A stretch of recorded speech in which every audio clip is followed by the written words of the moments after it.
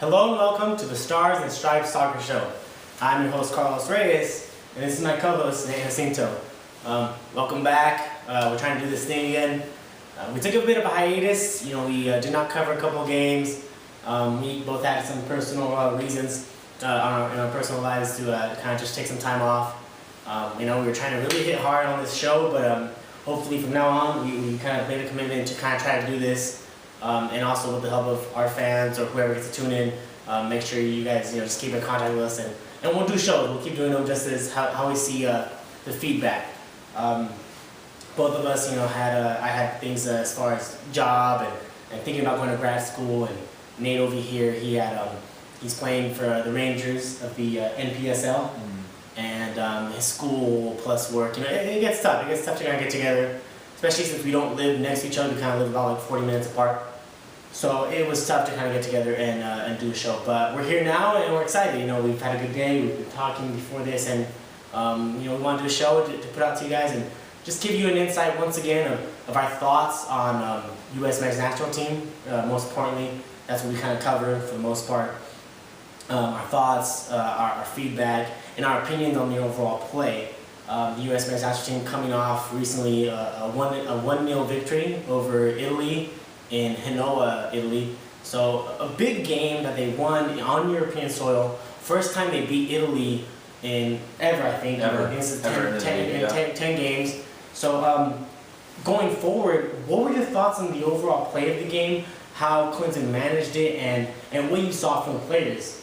Well, first of all, out of Klinsmann, I love his attitude and his kind of his swag towards the team, man. He's a flamboyant coach, and he's not like Bob Bradley at all. He's very different. Yeah, and I think that gives, for me, I think that would give me the confidence I would need for big games like that. You know what I mean? If I see my coach like yelling and very being part of the game and getting fired up. Yeah, I would enjoy that, and that would give me the confidence and I guess that little extra push to do better and perform better. Now as far as the team goes, I'm a little bummed that Torres got injured. LD was not able to make it. Timmy Chandler was hurt. Jermaine Jones. I really wanted to see the pair of Bradley and Jermaine Jones.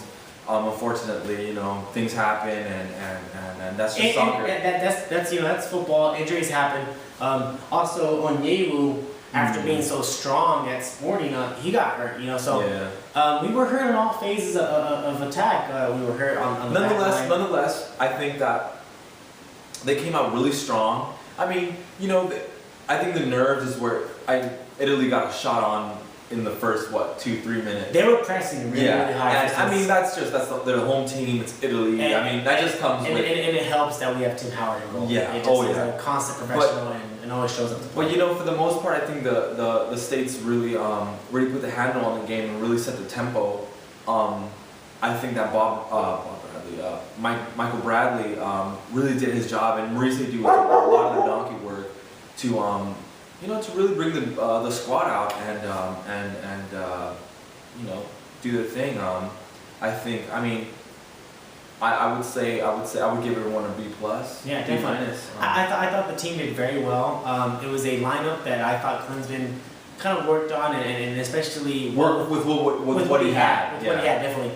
We saw Fabian Johnson on the left, which we've never seen before, and we've had struggles on the left side, and it was good to see. Even though Johnson wasn't spectacular, you saw a lot of good things from him. A lot of good things. And the thing is, he can attack. He can go forward. And we were talking about this earlier. The understanding that the back four had was just incredible. They were playing that offside. Sorry, we were talking about it earlier. You're really playing with fire when you're doing that. Definitely. But once you have all your teams, when you have everyone on that same page, I mean, it just looks beautiful in the soccer sense, in the football sense. We got Luke out there. We have my dog out there just barking away. So just ignore that for a bit. But definitely. The back line played very, very well. I thought, flirting with fire, of course, but that's what you get with playing off that trap like that. But I believe they played it very well. It took them a while to kind of kind of get that under control, and they did catch the Italians offside a couple of times. A lot of the time. Well, a lot of times, but a couple of times, it was very close. Yeah. But but they did a very good job. Clarence Goodson, I thought, played very well. I thought Bocanegra, of course, captain of the USMNT team, and he played very well. He showed Fabian Johnson, of course, a bright side at this point, and then moving forward, Cherundolo played very well. He's a veteran, but it's still to be seen. Timmy Chandler wasn't in the lineup. Landon Donovan, he missed. These are the injuries we had. He was out with bronchitis, apparently. We had Jermaine Jones also out, plus Torres, who got hurt a week, like 2 days prior. So unfortunately, we didn't get to see our full squad, but even with players out, it was good to see that our guys performed well, competed, and actually pulled the victory out. And that's big, and I think... it's huge. It's huge. I think seeing Michael... In Italy, I mean... We know who Italy is, like in terms of that's a 5-10. And I don't care whether it's the B or A team. We went in there against everything. All the odds were against us, and we came up with the W, man. And that's big, and people, and we need to get hyped off that, because not only do our players have the confidence, but we have, I guess, bolted ourselves at the world stage. And we're telling the world, yeah, you know what, maybe we're not your Brazil, your Argentina, but we're the States, and we're here. So let's move forward. Okay, we talked about the back line. What do you think about the midfield setup? We had Breck Shea starting on the left, who actually left the under-23 team to go play in this game after the injuries. We had Michael Bradley, Maurice Edu, and then we had Danny Williams on the right. And I don't know if you count, I think it was also Dempsey kind of playing as an attacking mid-role, second striker. I don't know if you count him as a midfielder, but what do you think about that play? What do you think about that team out there? Well, let's start off with the middle. I think, again, Bradley and Edu did a tremendous job. I think we didn't really hear, we were talking about this earlier, we didn't really hear Edu a lot. He gave up a couple balls, but my biggest thing has been recently how if I've seen Edu do a lot of mistakes, I notice him on the field. And the biggest thing was I kind of forget he was on the field, and I think it was more he was doing the defensive work, kind of like all the donkey work, basically the hard work and no praise for it, no glory, just doing what needs to be done. And I thought he did a great job. He was definitely the guy behind the guy, and that's in that position. That's what that position entails. And Bradley set the tempo of the game. He played the role of the general. He's the general of the field, definitely. And at his age, to do that, it's immense. Against a midfield like Pirlo, like Danilo Rossi, against guys like this, that and you're setting the tempo at this level, it talks a lot about. It showed a lot of the maturity and the fact that of course he's been the consummate professional. Been left off the lineup, not started, and just keeps his mouth shut. But he's played and he's done very well, and it looks really good for him. And I'm very proud of him to be performing at the level. Yeah. So I mean, I think we can go on and on about the center midfield. I think we have. Lots of options. We have Beckerman. We have Torres needs to get back in there. Stuart Holden when he gets back.